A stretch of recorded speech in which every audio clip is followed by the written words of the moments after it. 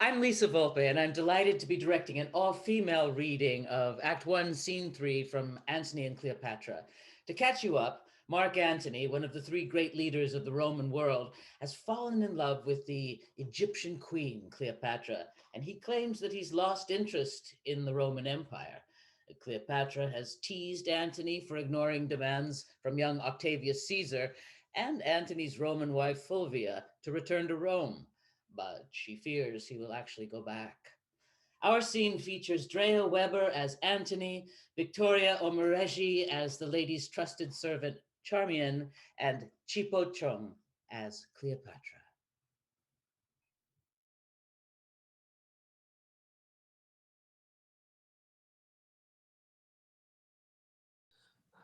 Where is he?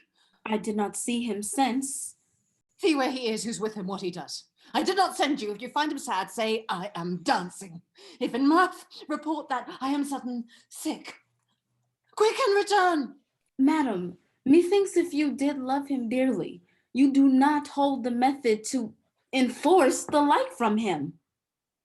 What should I do? I do not. In each thing, give him way. Cross him in nothing. Thou teachest like a fool the way to lose him. Tempt him not so too far. I wish forbear. In time we hate that which we often fear. But here comes Antony. I am sick and sullen. I am sorry to give breathing to my purpose. Help me away, dear Charmian. I shall fall. It cannot be thus long. The sides of nature will not sustain it. My dearest queen. Pray you stand further from me.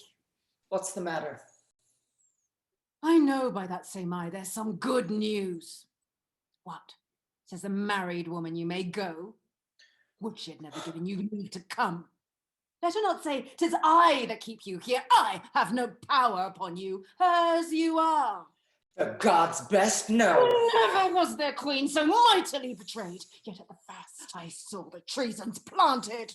Cleopatra. Why should I think you can be mine and true, though you in swearing shape the throned gods, who have been false to Fulvia? It is madness to be entangled with those mouth-made vows that break themselves in swearing. Most sweet queen. Nay, pray you, seek no colour for your going, but bid farewell and go. When you suit staying, then was the time for words. No going then. Eternity was in our lips, and eyes, bliss in our brows bent. None our part so poor, but was a race of heaven. They are so still.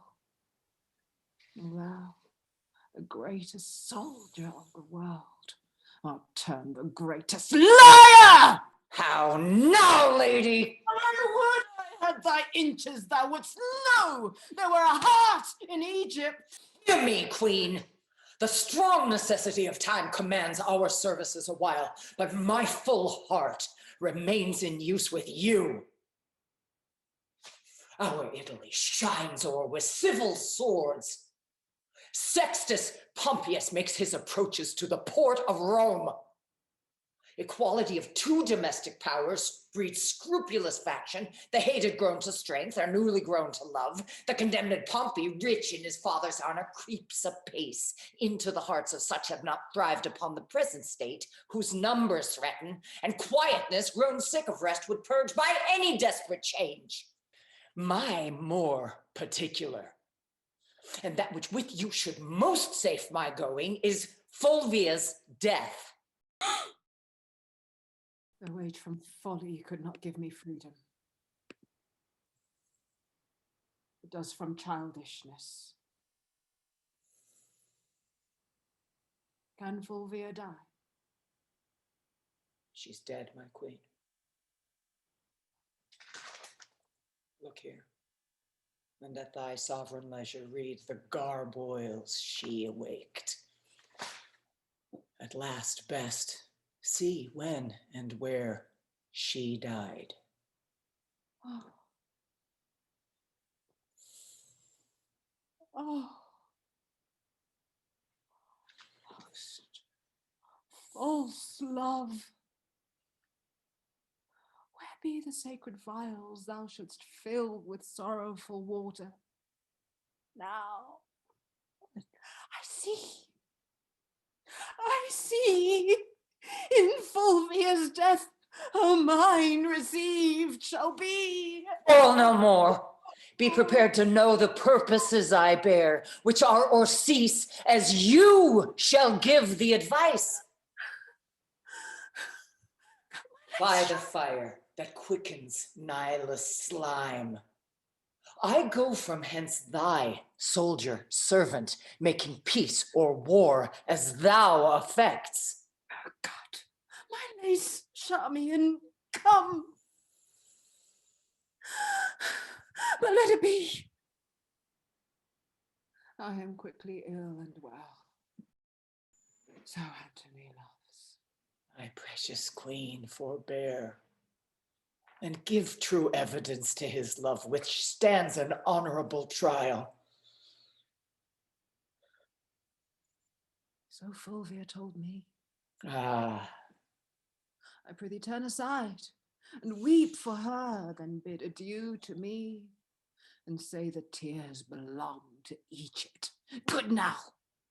Play one scene of excellent dissembling, and let it look like perfect honor. you heat my blood no more. You can do better yet. But this is measly. And by my sword. And target. Still he mends, but this is not the best. I prithee, Charmian, see. Look, prithee, Charmian, how this Herculean Roman does become the carriage of his chafe. I'll leave you, lady. Courteous lord, one word. Sir, you and I must part. But that's not it, sir. You and I have loved. But there's not it. That you know well. Something it is I would. Oh, my oblivion is a very Antony. And I am all forgotten. But that your royalty holds idleness your subject, I should take you for idleness itself. 'Tis sweating labor to bear such idleness so near the heart. Has Cleopatra this? But sir, forgive me, since my becomings kill me when they do not eye well to you. Your honor calls you hence, therefore be deaf to my unpitied folly. And all the gods go with you. Upon your sword sit, laurel victory, and smooth success be strewed before your feet.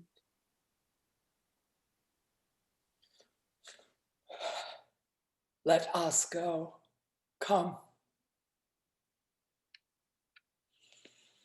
Our separation so abides and flies that thou, residing here, goes yet with me, and I hence, fleeting here, remain with thee. Away.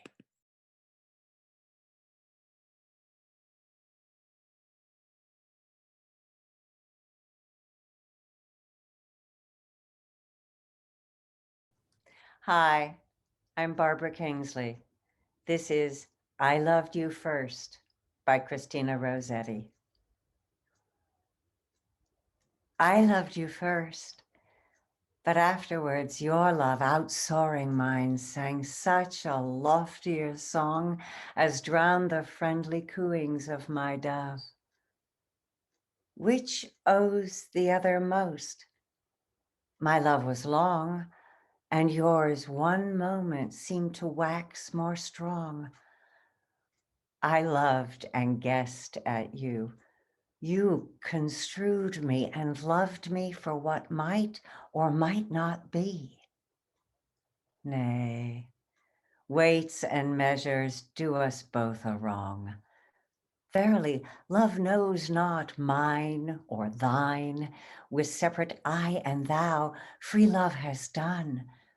For one is both, and both are one in love. Rich love knows naught of thine that is not mine. Both have the strength, and both the length thereof. Both of us of the love which makes us one. Hi, my name is Vivia Font, and this next piece is called Norna, and it is in the book Little Women by Louisa May Alcott, and it stars Dan Dominguez and Brooke Haney. A foreword by Meg, Concord, Mass, 1893. In the good old times, when Little Women worked and played together, the big garret was the scene of many dramatic reveals. After a long day of teaching, sewing, and helping mother, the greatest delight of the girls was to transform themselves and ascend into a world of fancy and romance. Flowers bloomed, forests arose, music sounded, and lovers exchanged their vows by moonlight. Nothing was too ambitious to attempt. Armor, gondolas, harps, towers, and palaces grew as if by magic, and wonderful scenes of valor and devotion were enacted before admiring audiences. Their productions were a queer mixture of sentiment and adventure, with entire disregard for such matters as grammar, history, and geography, all of which were deemed of no importance by these aspiring dramatists. From the Little Stage Library, still extant, the following scene has been selected as a fair example of the work of these children of 16 and 17. With some slight changes and omissions, they remain as written more than 40 years ago by Meg and Jo, so dear to the hearts of many other little women. In Norna, or The Witch's Curse, Leonore believes Louis, her suitor, is dead. And the terrible Rudolfo, who, unbeknownst to her, killed Louis's sister Teresa for not being affectionate with him, has his eye intently on wedding Leonore. Rodolfo also believes he has killed Louis, his only rival for Leonore's love, and the one person he believes knows that he killed Teresa. Louis, with the help of the witch Norna, has disguised himself as Adrian, ally and faithful friend to Louis, and therefore Leonore, until all can be sorted and Rudolfo brought to justice. The following are the last pages between Adrian and Leonore. This letter is for you, madam. What is here?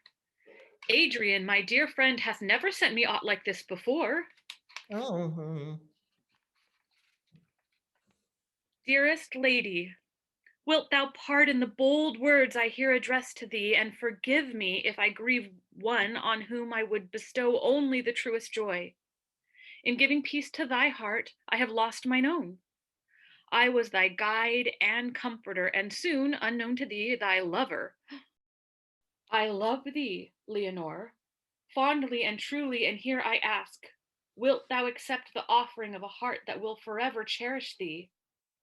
If thou canst grant this blessed boon, fling from the casement the white rose I send thee.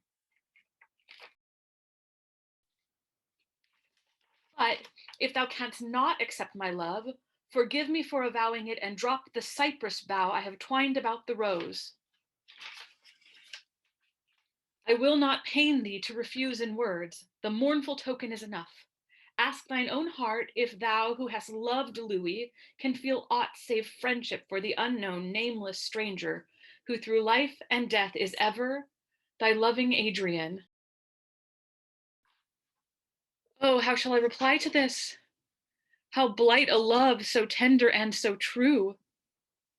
I have longed to show my gratitude, to prove how I have revered this noble friend. And yet my heart belongs to Louis and cannot love another. Adrian was his friend, he loved him and confided me to him.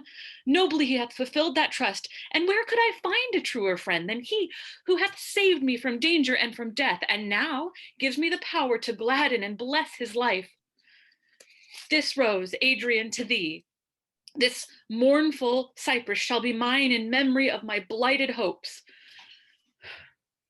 See, he is waiting yonder by the fountain for the token that shall bring him joy or sorrow. thou noble friend.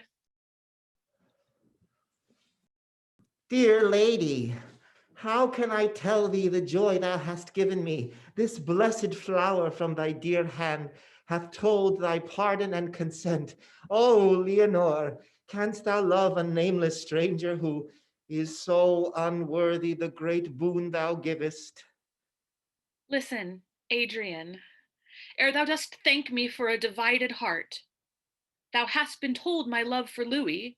He hath gone, and with him rests my first deep love. Thou art my only friend and my protector. Thou hast won my gratitude and warmest friendship. I can offer thee a sister's pure affection. My hand is thine, and here I pledge thee that, as thou hast watched o'er me, so now thy happiness shall be my care, thy love my pride and joy. Here is my hand. Wilt thou accept it, Adrian? I will. I would not seek to banish from thy heart the silent love thou bearest, Louis.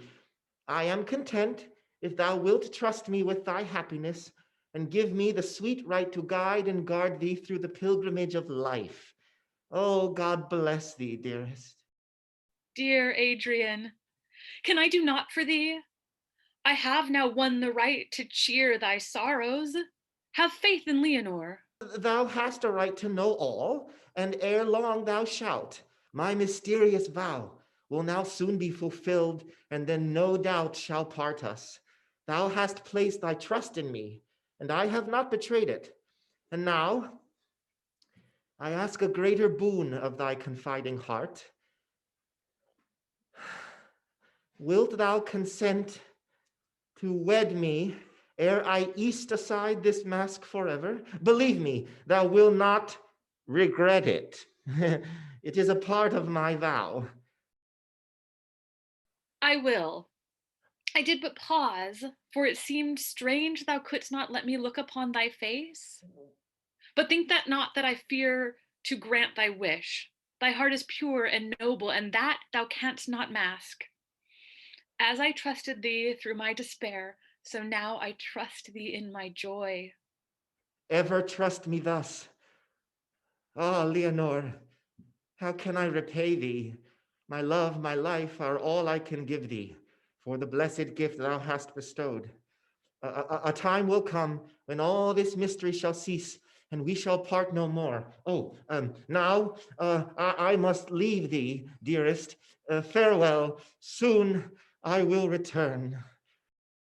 Tick, tock, tick, tock, tick, tock, tick, tock. Some time has passed. The hour hath come when I shall look upon the face of him whom I this day have sworn to love and honor as a wife. I have perchance been rash in wedding one I know not, but will not cast a doubt on him who hath proved the noble heart that beats within his breast. Ah, he comes, and now shall I gaze upon my husband's face. Dearest, fear not. Thou wilt not trust me less when thou hast looked upon the face so long concealed. My vow is ended. Thou art one. Thy hand is mine, Leonore. I claim thy heart. Louis, 'tis a blessed dream. Oh, no dream, my Leonore. It is thy living Louis who hath watched above thee. Ah, dearest, I have tried thee too hardly. Pardon me. Oh, Louis, husband, I have naught to pardon. Here, love, sit beside me, while I tell thee my most strange tale, and then no longer shalt thou wonder. Art happy now thy Adrian hath flung by his mask? Happy? What deeper joy can I desire than that of seeing thy dear face once more? But tell me, Louis, how couldst thou dwell so long beside me and not cheer my bitter sorrow when I grieved for thee? Leonore, thou wouldst not reproach me. Didst thou know how hard I struggled with my heart, lest I should, by some tender word, some fond caress, betray myself when thou didst grieve for me? Why didst thou fear to tell thy Leonore? She would have aided and consoled thee. Why didst thou let me pine in sorrow at thy side, when but a word had filled my heart with joy? Dearest, I dared not. Thou knowest I was banished by the hate of that fiend Rodolfo. I had a fair and gentle sister, whom he wed, and after cruelty and coldness that I dread to think of now, he murdered her. I sought old Norna's aid. She promised it, and well hath kept her word. When Count Rodolfo's ruffian left me dying in the forest, she saved and brought me back to life. She bade me take a solemn vow not to betray myself and to aid her in her vengeance on the murderer of Teresa. Nor could I own my name and rank, lest it should reach the king who had banished me. The vow I took and have fulfilled. And is there no danger now? Art thou safe, dear Louis, from the Count? Fear not, my love. He will never harm us more. His crimes are known. The king hath pardoned me. I have won thee back. He is an outcast, and old Norna's spells have well nigh driven him mad.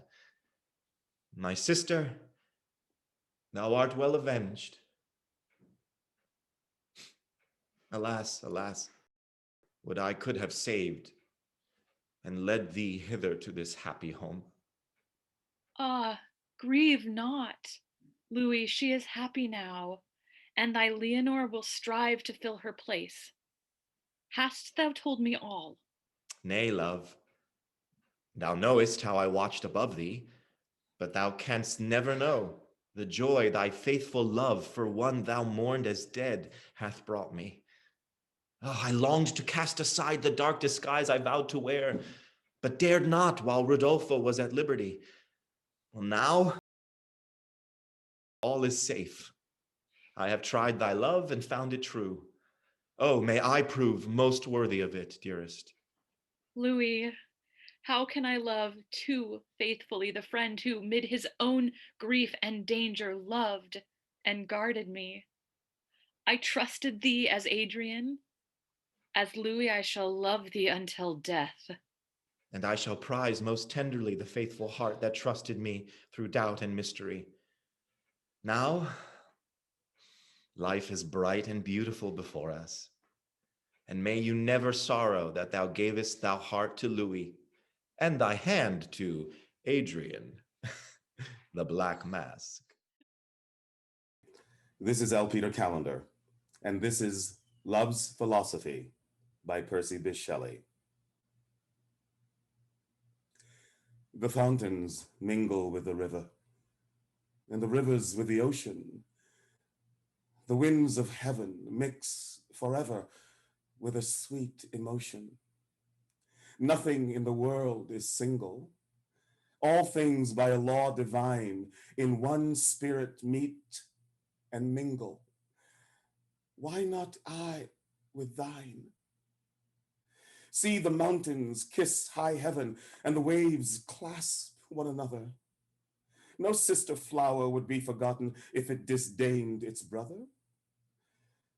And the sunlight clasps the earth and the moonbeams kiss the sea. What is all this sweet work worth if thou kiss not me? I'm John Lawrence Rivera, and we are presenting the final scene from Cyrano de Bergerac by Edmond Rostand.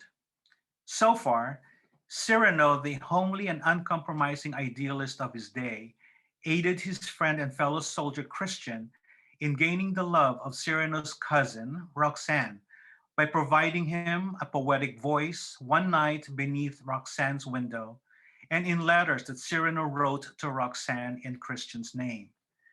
When Christian realizes that Cyrano is deeply in love with Roxane, he forces him to tell Roxane the truth. But before Cyrano can utter how he feels, Christian is mortally wounded and Cyrano's secret remains unspoken. As our scene opens, we find Roxane in an abbey where Roxane has been in mourning for Christian for the past 14 years. Roxane awaits the weekly visit from Cyrano to bring cheer and news of the outside world. The scene features Clay Storseth as Roxanne and Nick Salamone as Cyrano.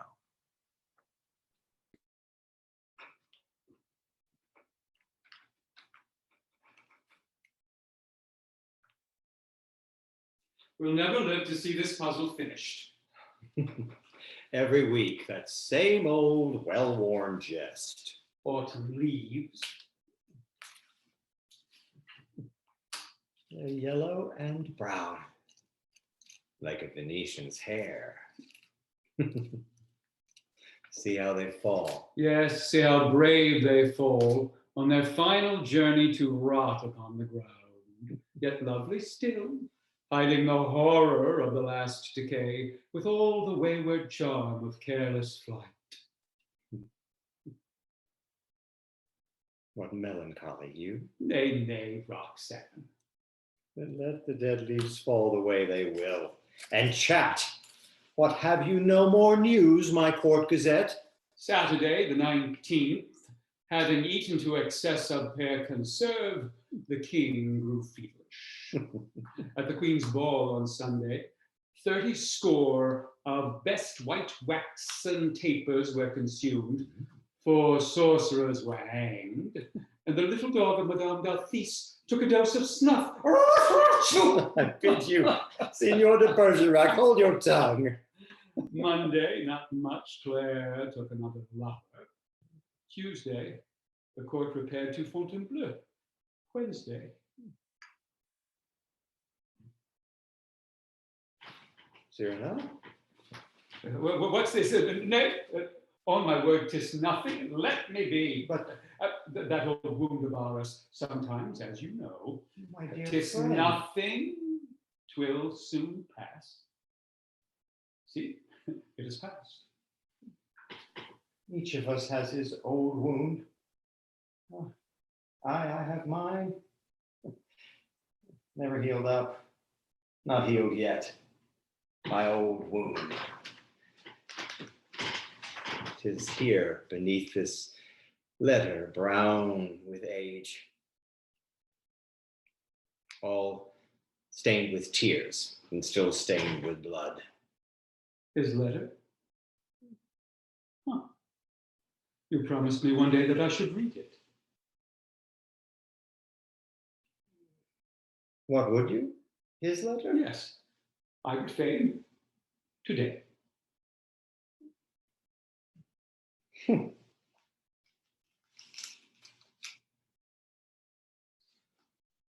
Here it is. See. I have your leave to open. Open. Read.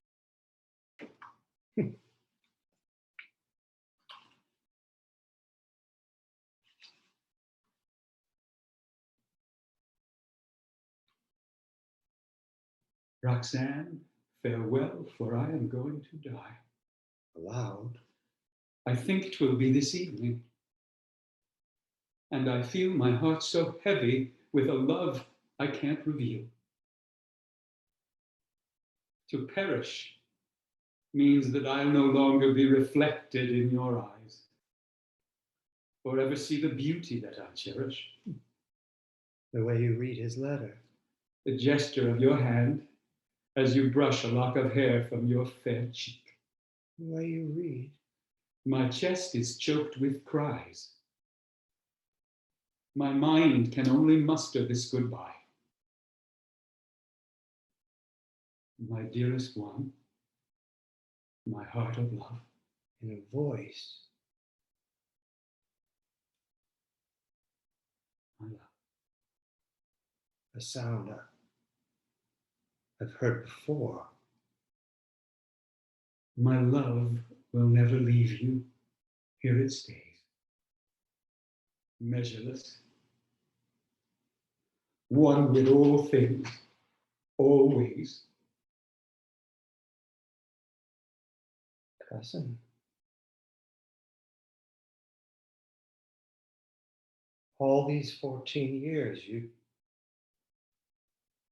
choose to play this part? The kind old friend who comes to laugh, console. Roxanne.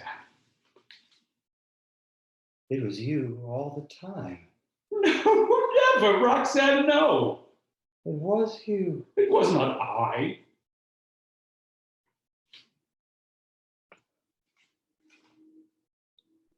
I see through the generous counterfeit.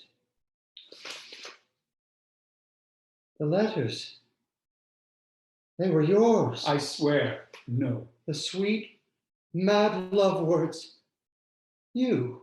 No. The voice that thrilled the night, it was your voice. I swear you err. The spirit bright, the soul. It was your soul. I have not loved you. It was Christian loved you. You love me. No. See how you falter now. No, I never loved you. Why? My sweet love.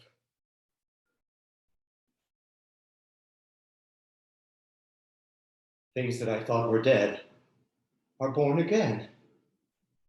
Why keep silent all these 14 years when on this letter that Christian never wrote, these tears are your tears?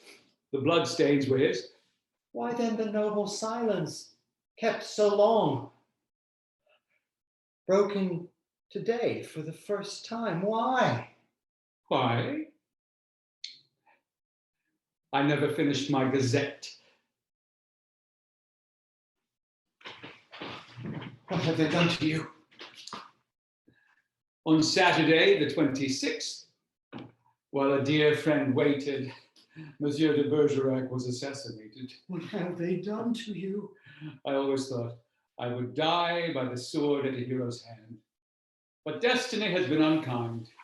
Instead, I was ambushed by a lackey with a log. Foiled again, even in death.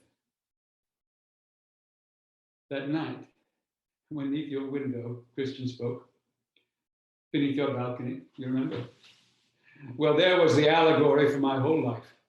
I, in shadow, at the ladder's foot, while others lightly mount to love and fame.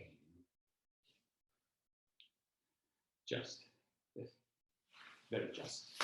Let me get help. Sister, don't leave me Sister! now, for I may soon be gone. Live, for I love you. No, for the story goes, when beauty says I love you to the beast, the handsome prince is then released. But here I am, as I have always been. I have marred your life. No, never. You blessed my life. I have had your friendship, grace to you. I have loved but once. And yet, twice I lose my love. Here lies Hercule Sauvignon de Cyrano de Bergerac, who was all things and yet was none. Cyrano? Don't sorrow less for Christian. He was good and brave and loved you.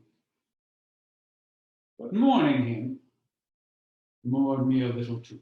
You know I will. I swear, Cyrano.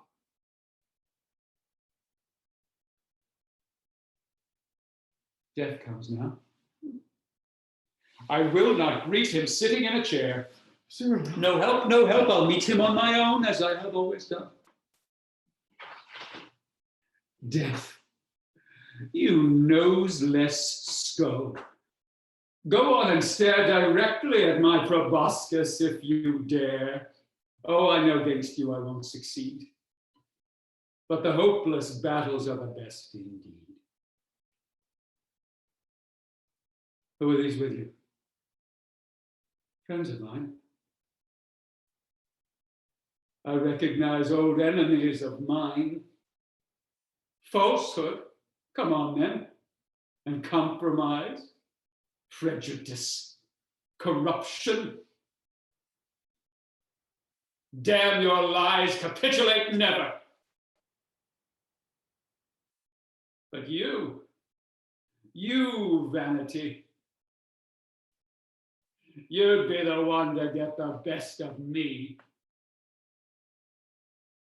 The laurel of fame is trampled underfoot. The rose of love is withered on the vine.